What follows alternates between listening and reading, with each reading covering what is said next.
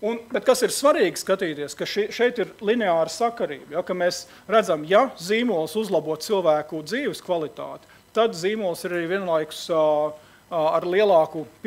zīmolam ir lielāka pieķeršanās, ja cilvēkiem būtu vairāk žēl, ka šis zīmols pazust no tirgus. Protams, ka šeit grūti visu saprast, tāpēc mēs, jā, šis jums ir izdalītajos grafikos, izpalika pārsteigums, ja.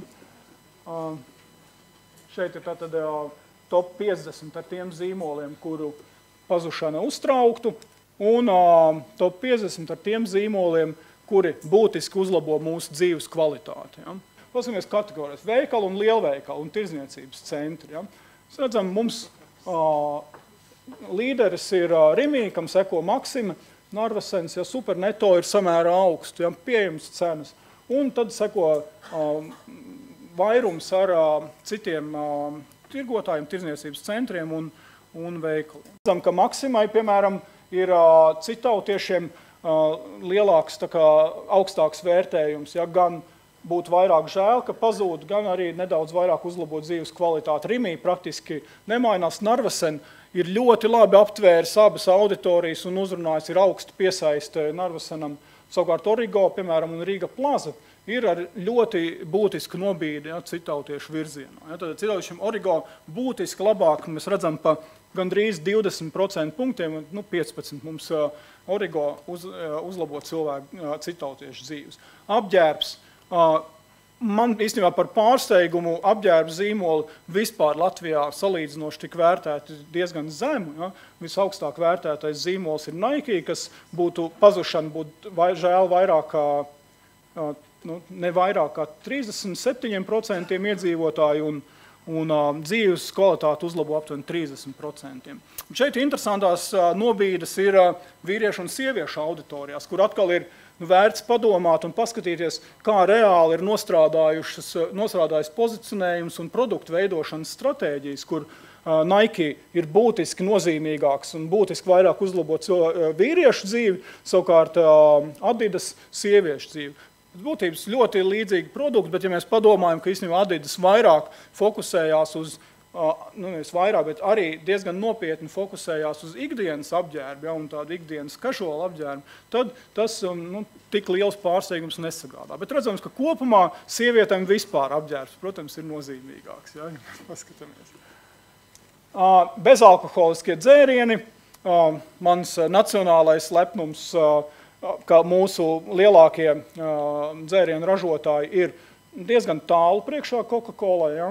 Un savukārt enerģijas dzērieni, kur ir tagad ļoti izcelti tādā dienas gaismā, tāpēc, ka lūk bērni pastiprinātu lieto enerģijas dzērienus un veselības ministrija tā vietā, lai risinātu smago mugursomu problēmu, grib aizliegt enerģijas dzērienus un citas lietas, ja? Tad tie īstenībā ir ļoti zemi vērtēti un pat Red Bullam, kas, manuprāt, ir ļoti spēcīgs zīmols, ja īstenībā tas vērtējums ir salīdzinoši zems. Alkoholiskie dzērieni arī, tā ne īpaši uzlabo mūsu dzīves kvalitāti, izņemot Rīgas šampanietis, ja, tomēr ar atrāvienu, bet atkal interesantākās lietas parādās, ja mēs sākam skatīties demogrāfiskajos segmentos, un Rīgas šampanietis pat 20% punktiem vairāk uzlabo vīriešu dzīvi. Ne? Pamēģiniet padomāt, kāpēc. Un atkal nopietni. Ja mēs skatāmies tādas klasiskās segmentācijas metodas un skatāmies patēriņu reālo, tad es pieņemu, ka TNS datos parādīsies, ka Rīgas šampanieti daudz vairāk lieto sievietes un automātiski marketinga speciālisti paņem, ka mērķa auditorija būs sievietes un galvenokārt. Bet varbūt šis ir labs tāds insights, ka patiesībā ir jāizvērtē, kādām auditorijām un kādā veidā, protams, mēs katru šo dzērienu varam piedāvāt. Protams, ka mums ir Hennessy's ļoti vīrišķīgs dzēriens, bet atkal, ja pasakojam līdz Hennessy pēdējā laika aktivitātēm, ka viņi globāli sāka iedrošināt cilvēks jaukt Hennessy kokteļus, kas īstenībā ir ļoti pārliecinoša iešana sieviešu mērķa auditorijas virzienā. Ja? Smirnovs daudz vairāk, vislielākais izrāviens tieši vīriešu auditorijām. Citautieši, un vēl kas ir interesanti, alus.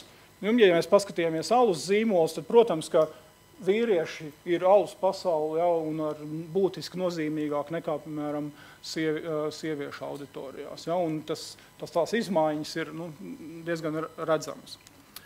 Citautieši, arī Rīgas šampanietes citautiešu dzīve uzlabo būtiski vairāk, bet kas ir interesanti, ka mūsu tādi nacionālākie alus zīmoli, kur ir tāds lepnums par to, ka mums šādi ir un ka mēs dzeram tikai tērvets un užavas, tad tos īstenībā daudz augstāk vērtē citautieši, nevis latvieši. Cēs alus ir latviskāks. Ja? Carlsbergs ir izteikti pārliecinošāks citautiešiem. Un, kas ir interesanti, paskatāmies vodkas brendus, Smirnovs un Stoličnai, mums pretēji tā kā varētu sagaidīt, ka mēs parasti, kā citautieši vairāk lieto tieši vodku, bet ne, latviešiem šie brendi ir nozīmīgāki.